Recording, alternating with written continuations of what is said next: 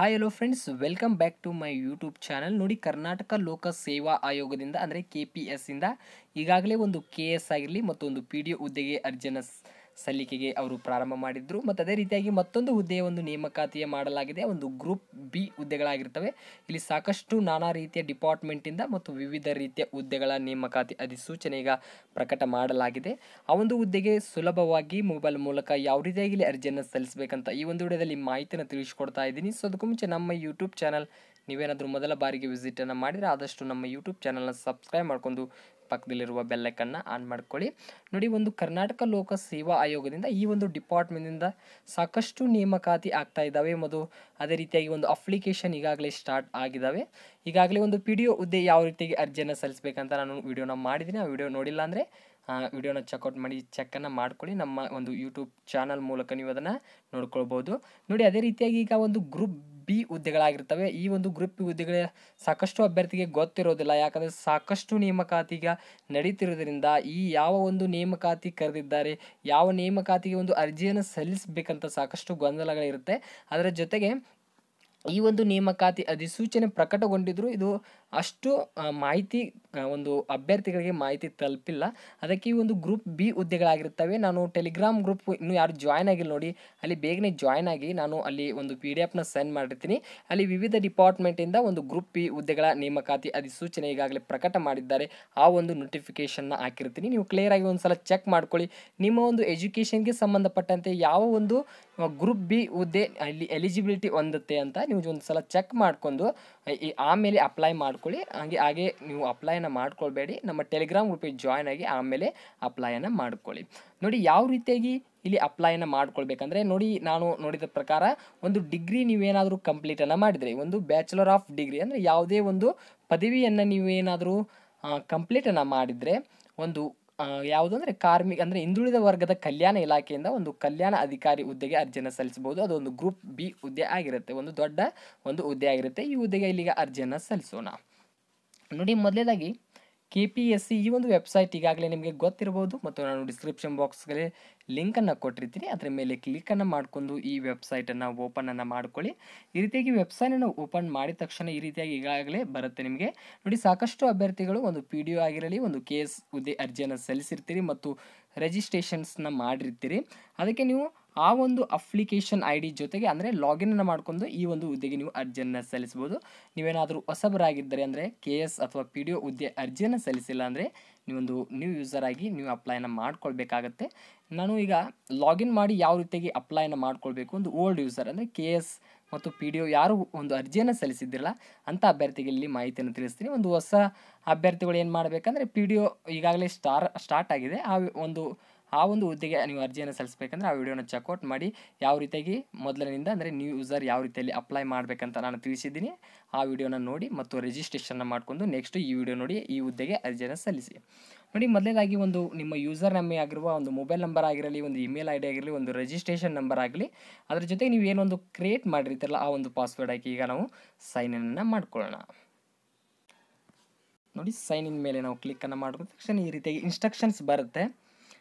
I agree ಮೇಲೆ click ಮಾಡಿ ಗೋ ಮೇಲೆ ಕ್ಲಿಕ್ಕನ್ನು ಮಾಡ್ಕೊಳ್ಳಿ. ನೋಡಿ, ನಿಮಗೆ ಈಗಾಗಲೇ ನಾನು ಇದರ ಬಗ್ಗೆ ಮಾಹಿತಿಯನ್ನು ತಿಳಿಸಿದ್ದೀನಿ. 2/3/2024 ಮೇಲೆ ನೀವೇನಾದರೂ ಎಜುಕೇಷನ್ ಡೀಟೇಲ್ಸ್ ಅಂದರೆ PUC ಮತ್ತು ಡಿಗ್ರಿ ಡೀಟೇಲ್ಸನ್ನು ನೀಡಿದರೆ ಇಲ್ಲಿ ನಿಮಗೆ ಯಾವುದೇ ರೀತಿ ತೊಂದರೆ ಆಗೋದಿಲ್ಲ.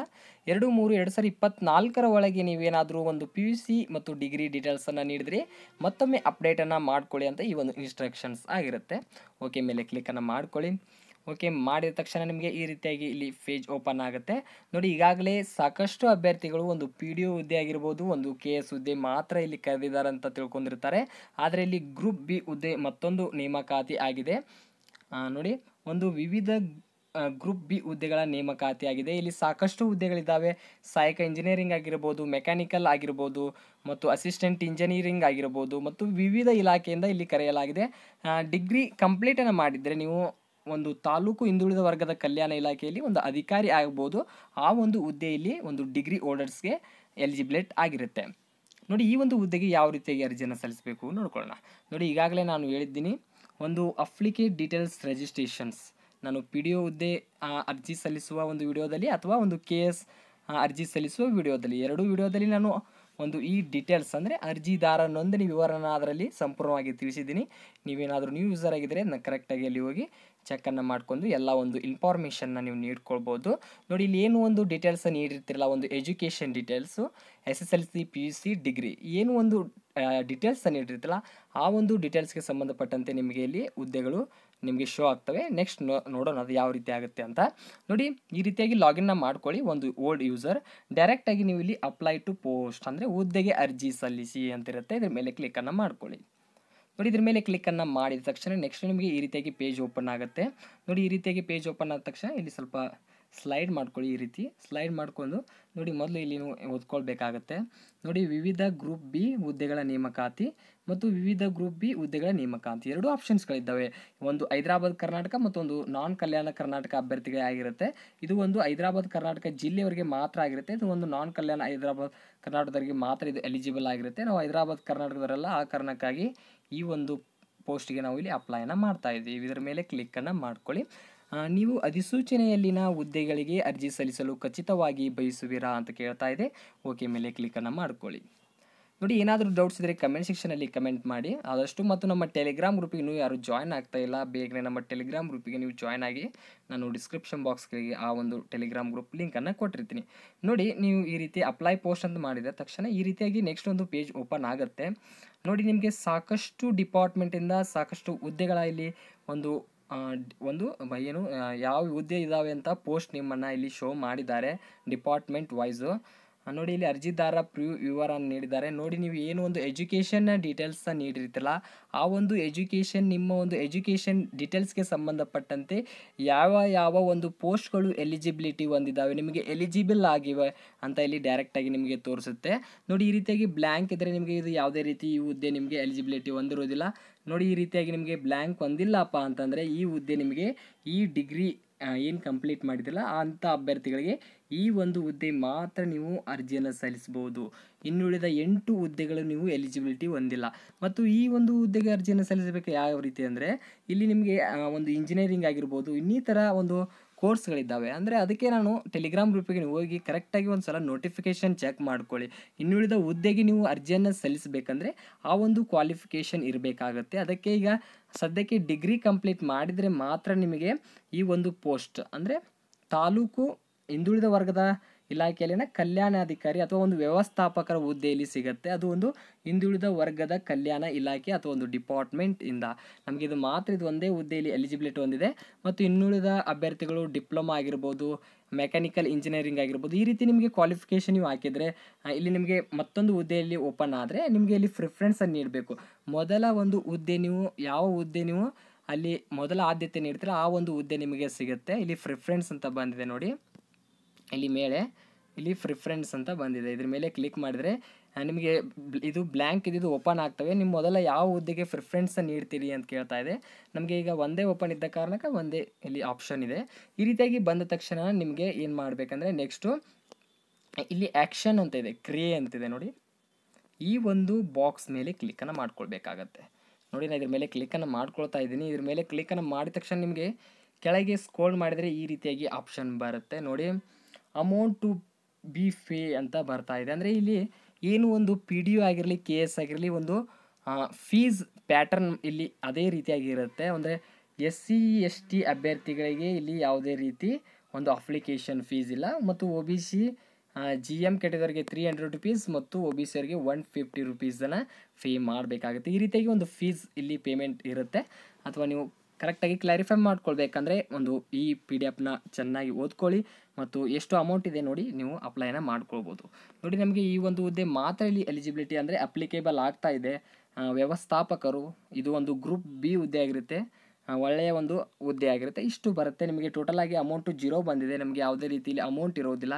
ನಿಮಗೆ ಏನಾದರೂ OBC ಕ್ಯಾಟಗರಿ ಇಲ್ಲಿ 150 ರುಪೀಸ್ ತೋರಿಸುತ್ತೆ. ಇಲ್ಲಿ ಪೇ ಆಪ್ಷನ್ನು ತೋರಿಸುತ್ತೆ ನಿಮಗೆ. ಡೈರೆಕ್ಟಾಗಿ ನೀವು UPI ಮತ್ತು ಡೆಬಿಟ್ ಕಾರ್ಡ್ ಅಥವಾ ಒಂದು ಕ್ರೆಡಿಟ್ ಕಾರ್ಡ್ ಮತ್ತು ಒಂದು ನೆಟ್ ಬ್ಯಾಂಕಿಂಗ್ ಮೂಲಕ ನೀವು ಒಂದು ಪೇಮೆಂಟ್ನ ಮಾಡ್ಕೊಳ್ಬೋದು. ಒಂದು ಈಸಿ ಪ್ರೊಸೆಸ್ ಇರುತ್ತೆ.